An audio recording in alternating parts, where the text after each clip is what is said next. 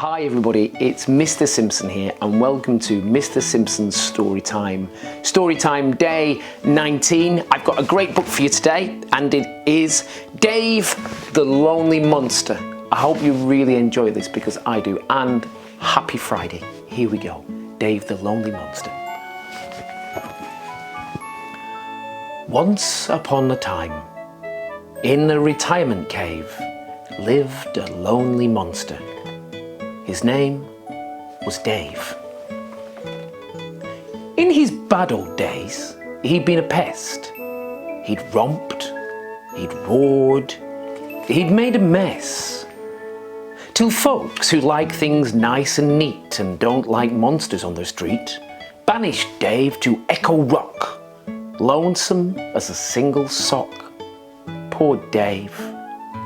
And there he stayed for 6 decades, just Dave and his guitar, strumming songs no one could hear from dusk to the morning star. And even worse, the local knights would try to get old Dave to fight by laughing at his toothy grin, his wonky ears and scaly skin. But Dave would never harm a flea. He's not the fighting sort, you see. He'd rather play some rock and roll or take a bath to soothe the soul. Then, one day, as old Dave dozed, a cabbage bopped him on the nose. Then whack! A beetroot in the eye, and whiz!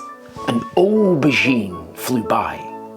Then, leaping from behind the gorse, a tiny knight on a hobby horse waved a carrot at the sky. "Prepare to meet your doom," he cried. "How old are you?" the monster gasped. "I'm 6, said Tiny. "Since you asked, my name is Percival the Brave, and you're the fiendish monster Dave." The monster rubbed his aching head. "Well, that's not very nice," he said. "Don't you know a proper knight is always kindly and polite?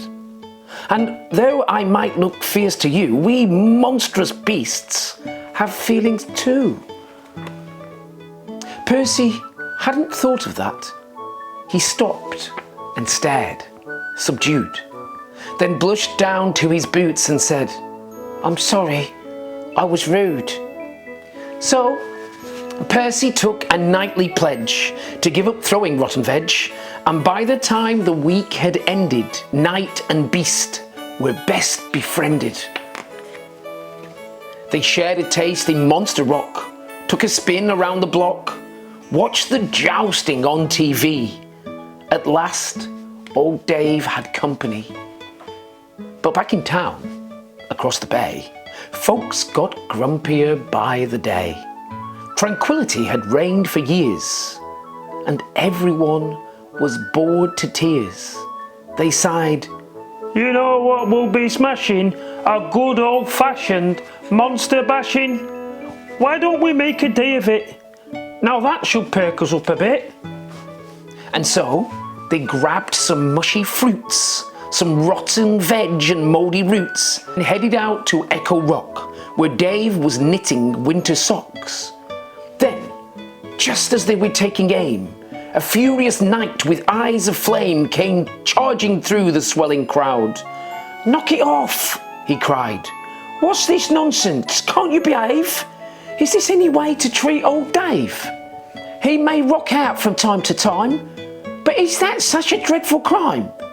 Now chuck out those potato peelings and spare a thought for old Dave's feelings." The townsfolk all felt mighty humbled. "We didn't mean it, Dave," they mumbled. Dave smiled and shook his massive head. "If you really want some fun," he said, "then put away the salad bar and let me fetch my bass guitar." And so they went down to the cave and had themselves a monster rave. They danced and sang and danced some more, bust some moves on Dave's dance floor, had a riot, learned to jive, and got more monster in their lives.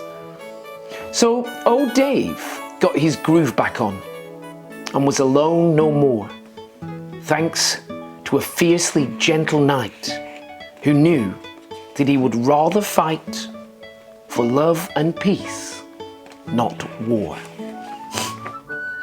Thank you so much. I really hope you enjoyed Dave the Lonely Monster. Remember, if you have a Dave in your life, don't let him be lonely.